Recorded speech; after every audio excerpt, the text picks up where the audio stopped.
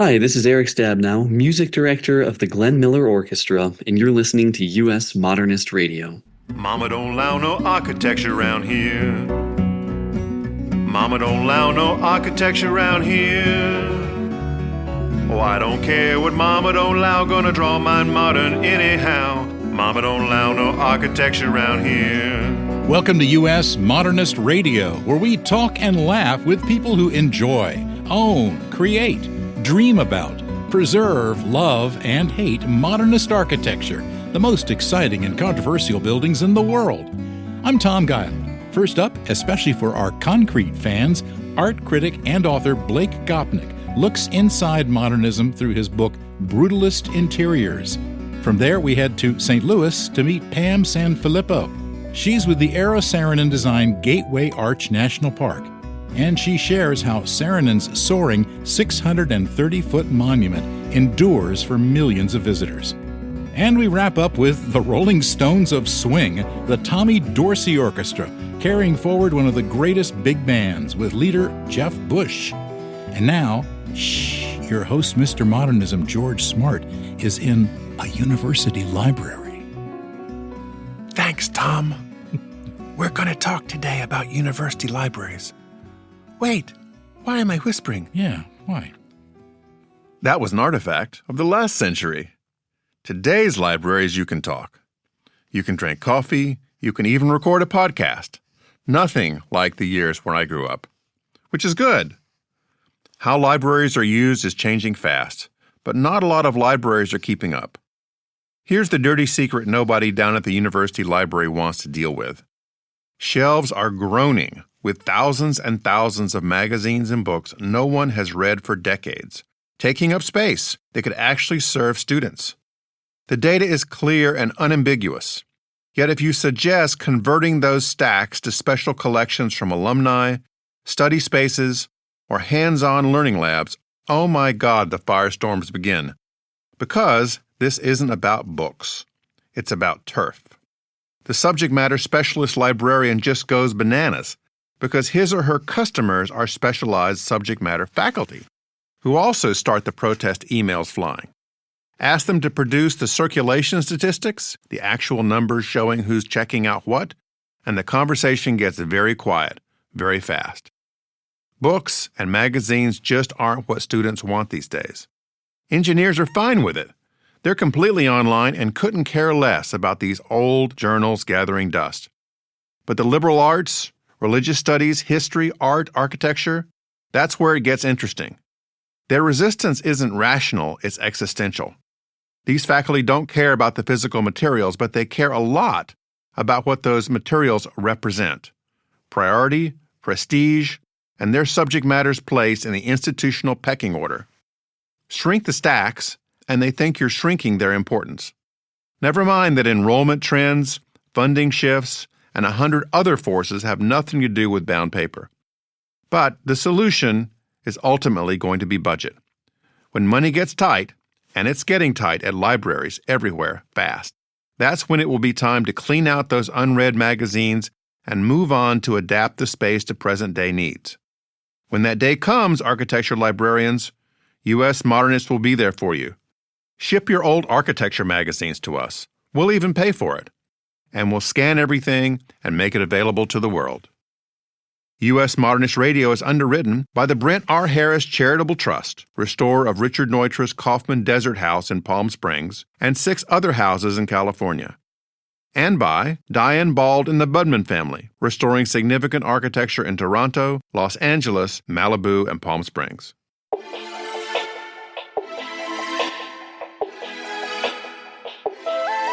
Blake Gopnik has spent a lifetime immersed in modernism, starting with a childhood spent growing up inside Moshe Safdie's Habitat 67 in Montreal. With a doctorate from Oxford, Blake's career includes stints at the Washington Post, Newsweek, the Daily Beast, and the New York Times. He's also written acclaimed biographies of Andy Warhol and Albert Barnes, and his book Brutalist Interiors shows what it's really like to live, work, and think inside some of the most daring concrete buildings ever made. Here's George's conversation with Blake Gopnik. Blake, before we start talking about architecture and your new book, I understand that you are in a place right now in Florida with protected roosters, like hundreds of them. What's going on? Yeah, it's actually a place of real architectural significance. It's called Ybor City. It's a 120-year-old Cuban cigar rolling neighborhood. The Cuban cigar rollers are mostly long gone, but they left behind their prize roosters, and they're protected here in Tampa. I'm a visiting professor at the University of South Florida in their art department, so that's what brought me here from my home near Times Square in New York. And I'm being kept up all night long every night by crowing roosters. I've learned to enjoy it. Yeah, I guess you get some earplugs eventually, right? No, I've actually come to appreciate the crowing of roosters. It's a kind of jazz, you could say. Now, I understand that you had the unique childhood experience of growing up in Habitat 67 by Moshe Safdie. That's absolutely right. We arrived there when I was 5 years old from Philadelphia. My parents were both assistant professors, eventually at McGill University in Montreal. And we moved to Montreal partly, I'm told, in order to live in Habitat. We'd seen it the year of its making, 1967, at the Great Expo Fair, World's Fair in Montreal. My parents loved it so much that one thing that attracted them to Montreal was the prospect of living there. Now, after the World's Fair, were these like apartments or condos, or what were they exactly? They were actually a kind of public housing. The building was owned by an entity in the government of Canada. And officially, it was supposed to be, below market rate housing, for people of all stripes. Now, sociologically, what happened is the kind of people who wanted to live in Moshe Safdie's weird Habitat 67 turned out to be all middle-class people, of some cultural pretension. So it never became anything like public housing. And they soon realized it was kind of crazy to give these elite people a break on their rents. So the rents became normal market rate rents. Now, our research staff dug really deep and discovered that while you were at Habitat 67, you dressed up as a medieval knight and ran around? What was all that about? I don't know how you researched that. I wonder where that's from. Yes, I was, and to a very slight extent still am, in private at least, obsessed with the Middle Ages. I actually began a PhD on 10th century political thought a million years ago. So yes, I tied a horse's tail of sorts, a yarn horse's tail to my bicycle, and rode around in a tunic with a spear on the plazas of Habitat 67, which is one of the glories of that building. I'm probably the only person to realize, the benefits for a knight in training of living at Habitat 67. So I have to suspect that you're a big fan of like the Knights Templar and all their history. Well, they were a pretty unpleasant band, but as all knights were, in fact. But I'm a big fan more of chivalric romance, of Arthurian romance, than of the reality of the Middle Ages, which was about as nasty a time and a place as there could have been. Oh, absolutely. Now, what led you to this new book, Brutalist Interiors? I've written now and then about my stay in Habitat, but it's really always been about the exterior of the building, which is, if I can open a long parenthesis, in my opinion, one of the greatest architectural treasures certainly of Canada and of North America. I just cannot tell you how transformative it is to be in that building, to explore that building.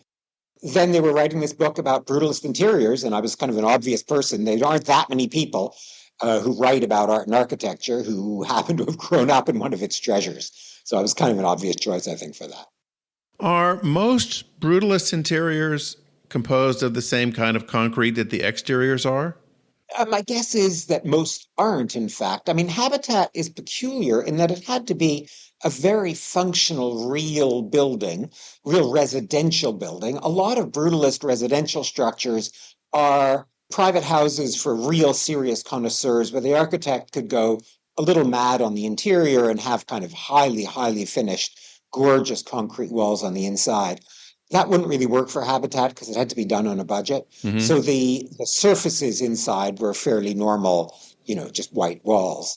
There were a couple of lovely little details. For instance, the light switches were a single black dot for off and a single white dot for on, which made the kind of functionalism of Brutalism evident even in the light switches. It was a lovely little touch that Moshe Safdie spec'd for that building. When I was in Washington, D.C. recently, I went back to the D.C. metro system, which for me was a highlight of growing up, visiting that for the first time when it opened. It's still as glorious as I remember, and it's part of the book. Yeah, I adore that. I lived in DC for 10 years, and in fact, wrote about brutalism there. I mourned the loss of the Christian Science Church right near the White House, which was a really great brutalist building that did not deserve to be torn down and was. Washington was losing brutalism at an incredible rate while I was there, which was 15 years ago. But certainly, I think that metro system is one of the great metro systems architecturally in the world, and really a brilliant example of brutalism. I find it really a very peaceful place because of the kind of cavernous, quiet austerity of the architecture there. It was compared when it opened to a cathedral, particularly the stations that form a cross. And it certainly had that vibe walking through there. Yeah, I think that's exactly right. And one of the things that proves is how different brutalisms, because it's really a plurality, how different brutalisms can be, because Habitat 67 could not be more unlike the metro system in Washington, D.C.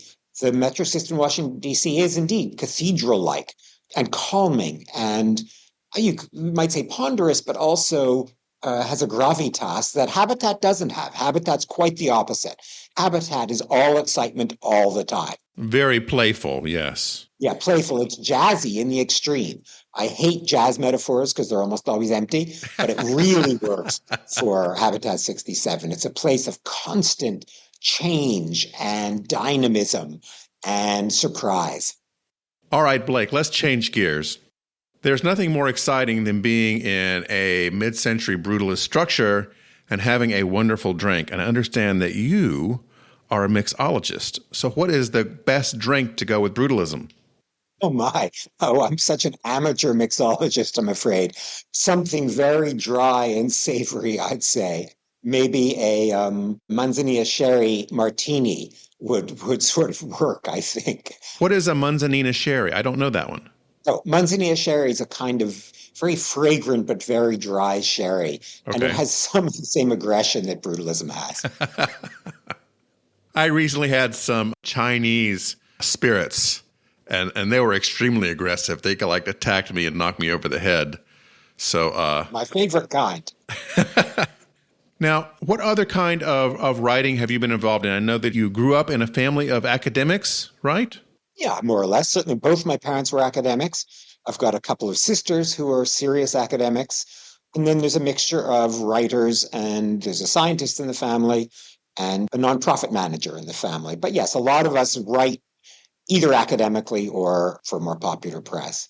And I'm one of the latter, though these days I've actually been teaching for the first time in 30 years and having a great time doing it.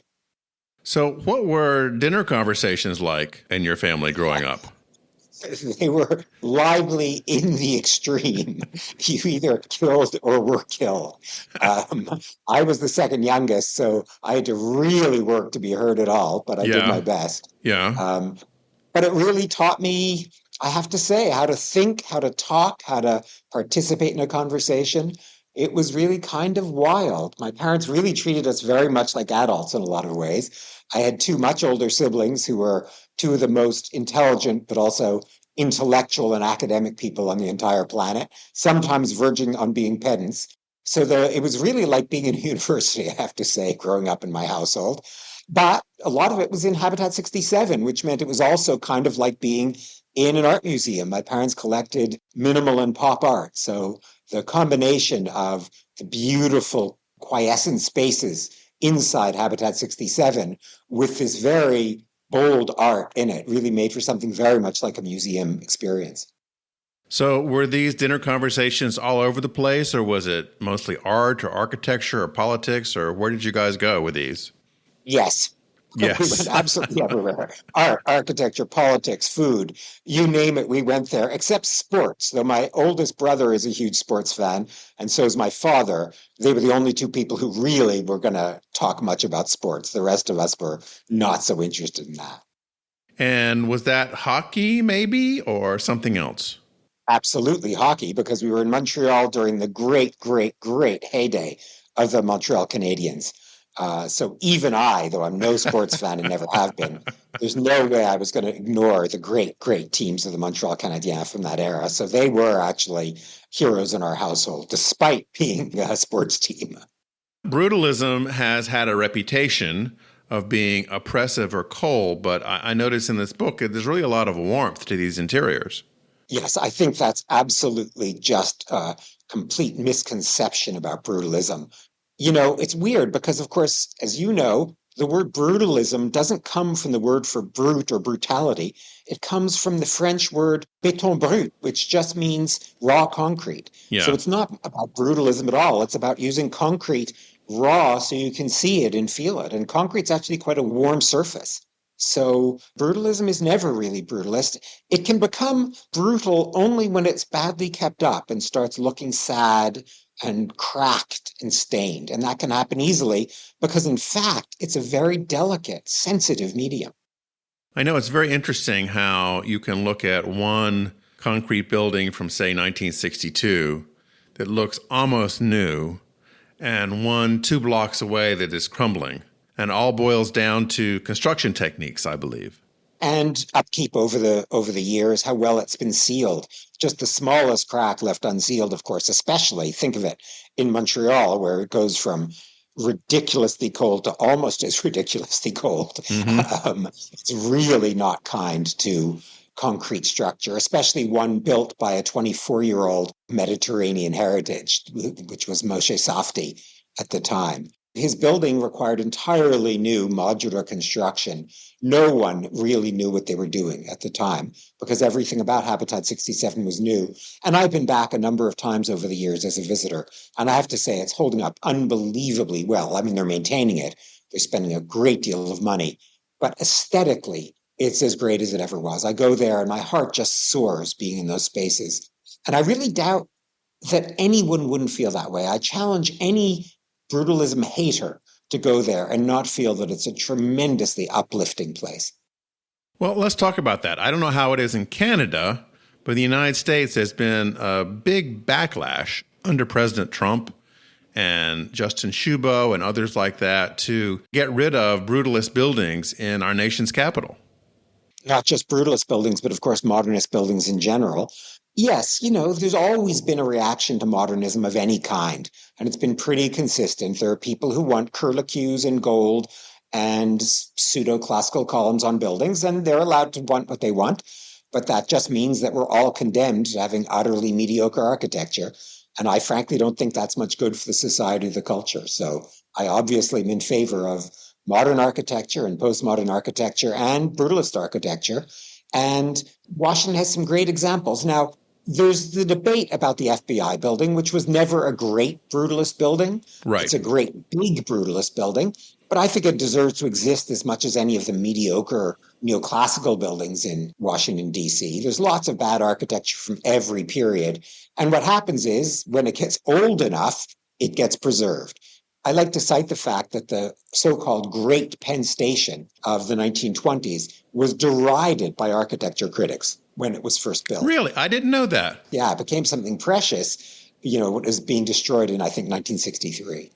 That is really interesting. I didn't know that people were against it when it was built. Yeah, they considered it a really shoddy, cheap version of neoclassicism, kind of overblown and uninteresting. I mean, people had extremely refined senses of what neoclassical architectures could be, or decorative architectures in general. So we see almost all old decorative architecture as equally wonderful. But at the time, of course, people distinguished very, very carefully and closely between good buildings with columns and bad buildings with columns. And of course, we just plow them all together as great old buildings. And if only more brutalism lasts another 100 years, people will value it incredibly, and not a single piece will be torn down. I guarantee you that anything that survives the next 100 years will be preserved for the following 100 if we all manage to last that long. Well, I certainly hope so. Well, this has been really fun. Thanks so much for talking with me, Blake. Oh, it's a total treat. I always just love talking about Habitat and trying to get more people to appreciate its glories. Can people visit it? Is there a public aspect to the complex? There now is. I don't know exactly how often, but on a schedule. One of the largest unit in the entire building at the very top, a kind of penthouse in the building, is available for visits. And it has the particular quality of having been the very apartment that I grew up in. There were 6 kids, so we needed a giant apartment, and that's the one, which then, after we moved out, became Moshe Softy's apartment. And he donated it to, I believe, McGill University, which now opens it to the public on certain days every year. Well, I've got to put that on my list. Thanks so much for talking with me. It's been a total treat. That was George's conversation with Blake Gopnik. Pam Sanfilippo is Program Manager of Museum Services and Interpretation at the St. Louis Arch. It's officially called Gateway Arch National Park and was designed by the great Eero Saarinen. Pam's job is to shape how visitors experience and understand the Arch and the history of St. Louis as the gateway to the West. George started his conversation with Pam Sanfilippo by asking her about another iconic location in St. Louis. Pam, before we start talking about the Gateway Arch, let's talk about another mid-century marvel in your town. And that's the airport, Lambert Airport, designed by Minoru Yamasaki. That is a great mid-century marvel, isn't it? It is. I don't know a lot about its history, but I live nearby and obviously use it frequently when I travel. I understand from the airport master plan, they're going to save it, the basic domes of it, and they're going to build a new expansion area for it, which is great. I'm so glad that they're going to keep it. Yes, I know the other expansion is entirely separate, so it'd be nice to see the original in all its glory. Now, the Gateway Arch was the product of a competition to design a monument for St. Louis's gateway to the West. And when did this all gear up? When did the competition start going? The competition wasn't held until 1947, but the park had been established back in 1935 under executive order by President Roosevelt, thanks to civic leaders here in town who wanted some kind of memorial to Jefferson's vision of westward expansion and a continental nation. So it took quite a few years before things actually got rolling after World War II to actually get the competition started. So the Gateway Arch is pretty unusual, particularly for its time. Were there any other kind of wacky ideas submitted? I assume that you've probably seen the records, right, for all these? Well, there were 172 entries submitted from all across the country, and the judges, the jury set up parameters as far as not only the initial submissions, but how they were actually going to judge them too. They then narrowed it down to 5 different finalists, and then those finalists were asked to submit a second round of designs. And when the jury met, they decided to kind of do a test ballot just to see, kind of where things were standing and what things they were going to have to discuss to look at. Well, it turned out it was unanimous for Eero Saarinen's design. And so they didn't have to go any further than that. Oh, that's great.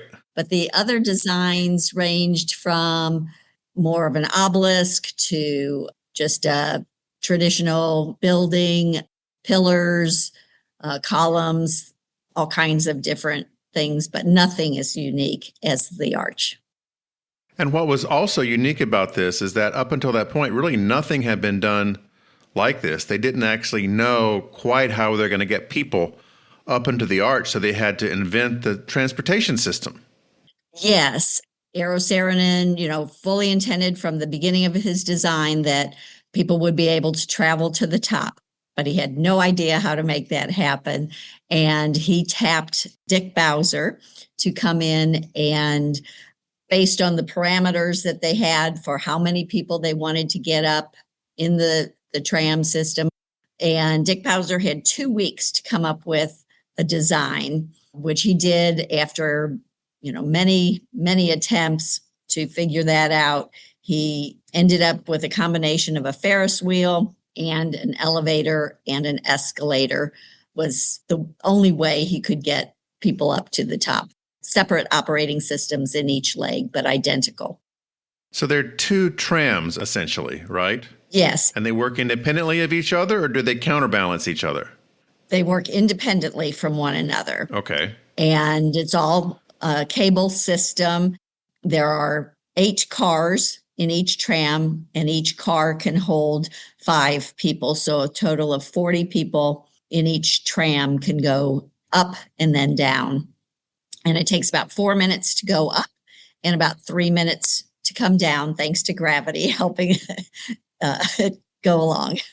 Well, I have visited the Arch, and when I got to where the trams are, it was really like going back in time because, this is old technology. I mean, it was state of the art at the moment. But now you kind of wonder, is this thing still going to work? And amazingly, it does, doesn't it? It does. They have updated some systems that are more digital now instead of the mechanical systems. But the trams themselves and the way it operates on the cables is that original design. Now, what is the outside of it made of? The outside of the arch is stainless steel, about 3/4 inch thick, sections as large as the width of the leg, or it's an equilateral triangle. So each side is 54 feet at the base, up to 17 feet at the top. Okay. And up at the top of that, people can just see this incredible view. Yes, there are windows on each side of the arch facing east and west, but basically you can get a 360-degree view pretty much from up there and see for about 20 miles each direction on a clear day. And of course, the arch can be seen from 20 miles in each direction, particularly if the sunlight is glinting off of it. Yes, and we have, thanks to partners, we have a lighting system at night so that it lights up as well. And people always wonder when we have those off for things such as bird migration, we turn the lights off at night twice a year, and visitors are always, well, where'd the lights go? Or people who live in St. Louis are watching and wondering. I was watching one of those airplane stunt shows this weekend where they have the guys in the little jets buzzing around. Have they ever done that there at the arch where they'll fly little planes through the arch? No, it is against FAA regulations and Park Service regulations to fly through the arch. However, St. Louis has a big show during 4th of July, and there's typically an air show as part of that planes are over the river. Okay. So the grounds of the arch make a perfect viewing for that. Yeah. How many people visit the arch every year? We have about 2.5 million visitors a year. Wow. Now, not that many are going to the top. Some of them are on the ground visiting the museum or just enjoying the park grounds, 5 miles of walking and hiking and biking paths, things like that. But many of them do go to the top as well. That's really incredible. 40 people at a time. You get that many people going up to the top. Yes, summers can be backed up and tickets are sold out before the day even starts. Now, do people get married up there? We have had some proposals at the top of the arch. We haven't had a marriage up there. People have about 10 minutes at the top. Since COVID, we've refined our procedures a little bit so that it doesn't get so packed up at the top of the arch.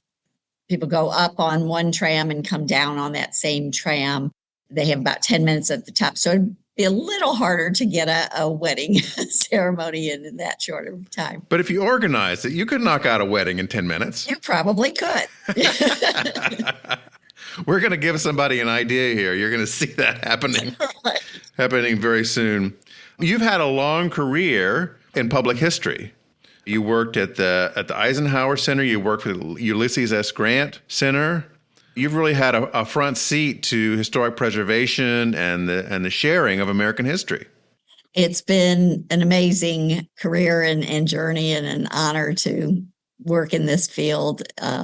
When I started at the Grant site, my background was colonial American history, so I thought that was modern ages to go to the 19th century, and then moved to the Eisenhower Library, where I was amazed to see the connections between an 19th century general who became president and a 20th century general who became president. And then when I moved back to St. Louis, my hometown, to take the job here at the Arch, I found another connection from there to Eisenhower. He is the only president to ever have gone to the top of the Arch. Really? Yes. That's surprising. The tram system went into operation in July of 1967, and in November of 1967, he went to the top of the Arch. He wasn't supposed to. Secret Service didn't want him to, but I guess you don't tell the commanding general of the Army during World War II and the two-time president, no. Now, I was really pleased to learn that when you're up there and there's a tornado, you're pretty safe because of the way it's constructed. Yes. Throughout the design, development of the arch construction, they really were concerned about ensuring that it stayed standing. And so they tested it, and the design is such that it can withstand about 150 mile per hour wind and only sway about 18 inches east to west. Okay. So does it sway like in the same plane as the arch, or does the arch kind of wobble back and forth? Which way does it sway most of the time? East to west. Okay. So because you're looking out to the west. That's the whole point of the arch. I got it. Correct. Even on a fairly windy day, let's say 40 mile per hour winds, you can feel it up at the top. It's not swaying anywhere near 18 inches, but visitors and staff have noticed that sway. We do show in our theater the documentary created by Guggenheim about the construction of the arch. It's called Monument to the Dream, and it's an amazing documentary about the construction of the arch and the workers, with live footage as well as photographs while the workers were constructing it. It's amazing. I had the privilege of visiting Dubai a couple of years ago and visited the Dubai Frame, which is a giant picture frame that you go up the elevators on the sides and you go up to the top where the bar is going across. And it's very much in concept like the arch. Are there other arch-like structures that you know of in the world? Not of this same magnitude. I think that certainly the arch itself has been a design, right, from early times, Roman, Greek, but this type of arch and the fact that you can take that tram ride to the top in this system, it's a one of a kind. That's really cool. Are there any special events at the arch during the year people should know about if they're planning their vacation? Well, certainly 4th of July this coming year will be America 250. So we will be having lots of events, and there will be activities on the grounds. The park always does a lot of special programs during the summer when we have some extra staff on board for summer season. There are speaker series, some music performances, of course, our ever popular Junior Ranger program. We just reopened the old courthouse after a 5-year renovation, which is all part of Gateway Arch National Park as well. There's always something to see and do. Thank you, Pam. This has been a real pleasure. Well, thank you. George is speaking with Pam Sanfilippo. The Tommy Dorsey Orchestra set the gold standard for big band swing. In the 1930s, Dorsey created a sound that was elegant and endlessly danceable, powered by legendary arrangers and singers like Frank Sinatra. Nearly 70 years after Dorsey's untimely death, that legacy is still very much alive under the direction of Jeff Bush. A world-class trombonist, educator, and longtime member of the band, Jeff Bush brings fresh energy, leading one of the greatest big bands of all time and carrying the Dorsey sound into the present. Here's George and the Tommy Dorsey Orchestra's Jeff Bush. Jeff, before we talk about the Tommy Dorsey Orchestra, I understand that at one point you have played for a pope, Pope Benedict. I thought he'd be more of a heavy metal guy, but was he into swing? That's funny. And yes, we certainly did. In fact, For about 2 years, I worked with the great entertainer and vocalist Harry Connick Jr. And Harry put together a special concert in Yankee Stadium for when Pope Benedict visited the United States. And it was quite an event with a full string section, orchestra, plus Harry's band. It was in the original Yankee Stadium. So it was quite an event, and the security was strong. We'll just say that, quite strong. Yeah. So, but it was quite an event, yeah. And so I imagine at some point during the evening you played It Had to Be You, which is kind of his big hit from When Harry Met Sally. It was actually part of a mass, so it was much more sacred leaning. Okay. So there was not so much in the way of American popular song. Well, I would think there's some people who would think It Had to Be You is a sacred tune, in the canon of American music. Isham Jones, that's a great song, absolutely. Now, you have a whole lifetime of music. You started at about 4 with banjo and piano. You picked up the trombone. You toured with the Glenn Miller Orchestra, another famous group from here. It just got me started on the internet, kind of looking up all these different bands from the 40s, and a lot of them, like the Tommy Dorsey Orchestra, are still going, which I find amazing. Yes. People are starting to call them legacy artists now. That's a newer term, meaning we're not the new kids on the block, but it's timeless music that people, they still love it. And we're happy to go out and put on a show of some of the greatest, it's American music. That's our American orchestra right there. And I'm extremely proud to keep this music going, and to see what it means to people is really something on a live show. In fact, just about 10 days ago, we played at the National Warplane Museum in Geneseo, New York, which is amazing on its own to see all these warplanes. But then there's a gentleman who was a World War II veteran. He's 102, a waist gunner who was shot down and held for as a POW for 14 months. And there he was, not only just in attendance, but dancing and very active. And just to see what that music means to people is really something special. Swing has had some kind of ups and downs. I remember that it was huge in the 90s. Right. There were lots of movies about swing. There was Swing Kids, for instance. Yes. And everybody started swing dancing again. That's right. And I can't exactly say how and why that came, but there was definitely that resurgence in the 90s. And some of those bands that came through, like, let's see, the Squirrel Nut Zippers were one that was popular, and Big Bad Voodoo Daddy was another one. And I'm probably leaving out a couple of bands, but I was starting to get into this music right around that time, maybe a little bit before that. But yes, we see a little resurgence from time to time in great music. So when did Tommy Dorsey start his orchestra? Was that in the 30s? Yes, Tommy and Jimmy split up on what used to be called Decoration Day, which is now known as Memorial Day, and that was in 1935. And they were working at the Glen Island Casino, which was a spot that gave so many bands their start because it has a live broadcast in New Rochelle, New York. And they had some disagreements, and Tommy walked off the stand, and he had to come back and fulfill the contract a little bit over the summer, but he was already in plans and had his own band. He recorded in September of 35, and then he was pretty much off and running towards the end of that year. And he passed away in 1956. Yes. But the band did not. Who took over leading it over the next few decades? There were a handful of people. So when Tommy died in November of 56, that was quite a surprise. Brother Jimmy was known to have been ill during that time, and Jimmy passed about 6 months later. But Tommy died, and they were in the middle of a 6-month engagement at the Café Rouge in the Hotel Statler in New York City. They had just signed a new agreement to appear there for the next 5 years, which is a pretty amazing amount of work.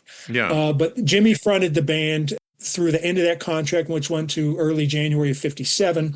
Once Tommy's estate was settled, the following year of 1958, the band went out with Warren Covington, who was a trombonist, and he was a band leader as well. Warren had a big hit with the Tommy Dorsey Orchestra on Tea for Two, Cha-Cha.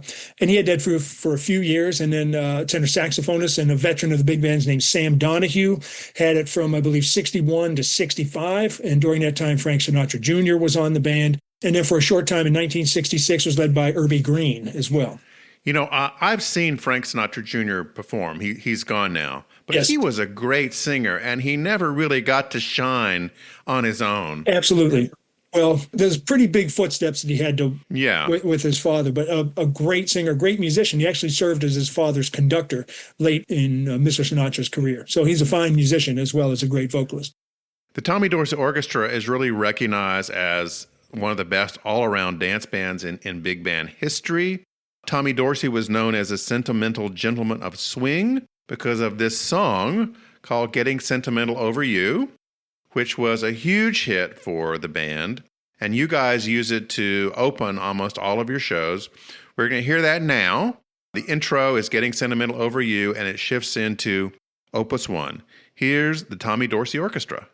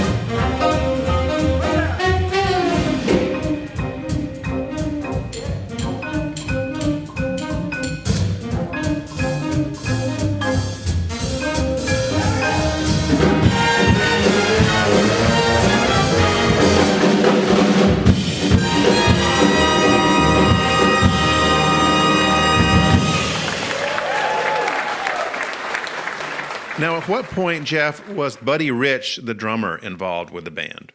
So Buddy would have been with the band in the early to mid 1940s. So those exact years, he was on the band when Frank Sinatra was on the band. Okay. So early 40s for sure, but he stayed a little bit longer as well. Yeah. Because I remember seeing him years back on the Johnny Carson show when he would come on and do drum solos, right? Right. But all he would talk about was his martial arts training. He evidently was a big black belt. That's what I understand, yes. In his life, and just loved it. Competed, went to tournaments, did that whole thing. He was in the Marines during World War II as an instructor in, I don't know if it was jiu-jitsu, but it was some type of martial arts. So yes, he was highly trained in that skill. You have appeared on over 40 albums, and you've done some jingles. I was wondering, tell me a little bit about doing jingles for Jeopardy and Rice-A-Roni. Those are a long time ago. Let me see what I can remember. The Rice-A-Roni one was... the San Francisco Treat, right? The San Francisco treat. Yeah. Now, if I said that to my kids, they wouldn't know what I was talking about. But I remember it being somewhat improvised, and I had to play like a quasi Dixieland type of sliding type of trombone. And I remember watching the video in the studio, and there was no written music, so they wanted it to be improvised. And where it went from that, You're right. There was a tune. It went like the San Francisco treat.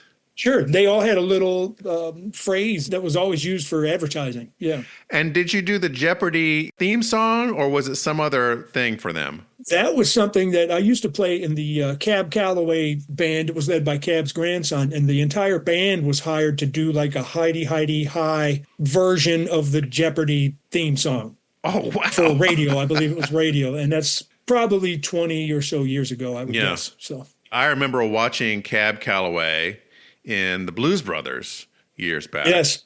Which is, you know, if you're a musician, is a wonderful movie to watch. I mean, oh my God. Absolutely. People in that film. So many. You've got John Belushi and Dan Aykroyd just yucking it up the whole way through, just having a great time. Yeah, they really played those characters great. One of Tommy Dorsey's other big hits is called Boogie Woogie, and we're going to hear it now.